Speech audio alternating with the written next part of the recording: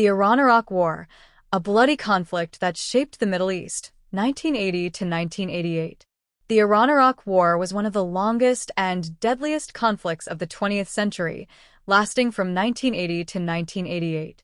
It was a war fueled by territorial disputes, religious tensions, and geopolitical ambitions, leaving nearly 1 million people dead and reshaping the balance of power in the Middle East.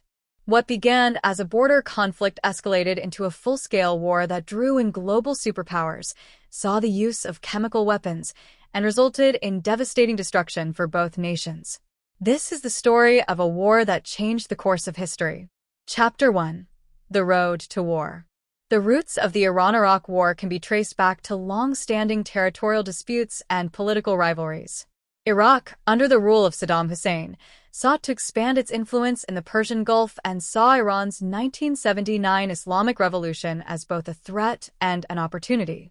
Before the war, Iran had been ruled by the pro-Western Shah Mohammad Reza Pahlavi, who had a strong military and was supported by the United States.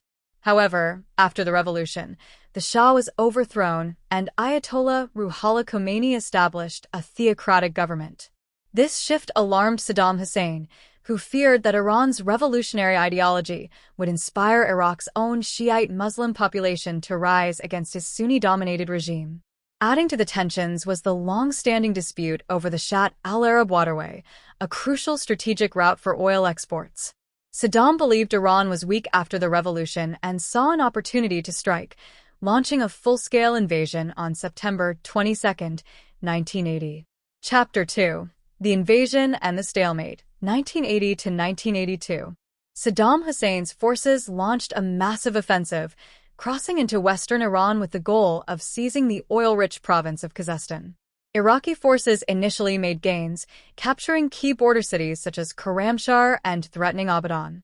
However, the Iranian people, despite internal chaos from the revolution, rallied behind Khomeini and fiercely resisted the invasion. By 1981, Iran had stabilized its defenses and launched a major counteroffensive. In 1982, Iranian forces recaptured Khorramshahr after a brutal battle, pushing the Iraqis back across the border. Saddam's hopes of a quick victory had evaporated, and the war turned into a prolonged and bloody conflict. Chapter 3. The War of Attrition and Chemical Warfare, 1983 to 1986. With neither side able to achieve a decisive victory, the war turned into a grueling war of attrition. Iran launched human wave attacks, sending thousands of poorly equipped volunteers, many of them teenagers, into battle. The Iraqi military, with support from the United States, the Soviet Union, and Arab nations, responded with devastating airstrikes, missile attacks, and, most infamously, the use of chemical weapons. One of the darkest chapters of the war occurred in 1988, when Saddam ordered a chemical attack on the Kurdish town of Halabja, killing over 5,000 civilians. The use of mustard gas and nerve agents shocked the world, but no major powers intervened to stop Iraq's chemical warfare campaign. Meanwhile, both sides targeted each other's oil shipments in the tanker war, attacking ships in the Persian Gulf, further escalating tensions. The U.S. Navy eventually intervened, protecting Kuwaiti oil tankers and clashing with Iranian forces in the Gulf. Chapter 4.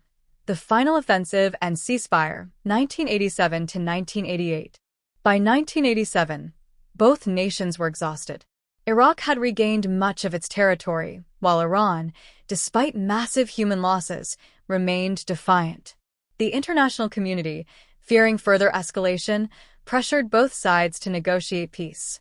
In 1988, Iraq launched a series of final offensives, retaking previously lost ground and delivering heavy blows to Iran's military. Meanwhile, the United Nations brokered a ceasefire, and on August 20, 1988, both sides finally agreed to end hostilities. Despite years of fighting, the war ended without clear victory. Neither Iran nor Iraq gained significant territorial changes, and the economic devastation was staggering. Iraq was left deeply in debt, particularly to Kuwait and Saudi Arabia, setting the stage for Saddam's invasion of Kuwait in 1990 and the Gulf War. Chapter 5. The Aftermath and Lasting Impact. The Iran-Iraq War left a profound impact on both countries and the broader Middle East. White heavy checkmark casualties, over 1 million dead, including civilians and soldiers. White heavy checkmark economic collapse. Both nations suffered economic devastation, setting back development for decades. White heavy checkmark rise of regional conflicts. Iraq's financial struggles led to its invasion of Kuwait, triggering the 1991 Gulf War. White heavy checkmark tensions with the West. The U.S. supported Iraq during the war but later turned against Saddam Hussein. White heavy checkmark Iran's military growth. Iran learned to be self-reliant, leading to the expansion of its military and regional influence. Even today, the scars of the war remain visible. Iran continues to commemorate the martyrs, while Iraq faced years of turmoil, leading to the eventual fall of Saddam Hussein in 2003. Conclusion: a war with no winners. The Iran-Iraq War was a brutal conflict that changed the course of Middle Eastern history. It was a war of ideology, power, and survival, one that left both nations shattered but unyielding. Despite the enormous human and economic cost, the war ultimately ended in a stalemate, proving that no amount of violence could settle the deep-rooted tensions in a region. This is the story of a war fueled by ambition, fear, and the fight for survival. A war that, though long over, continues to shape the modern Middle East.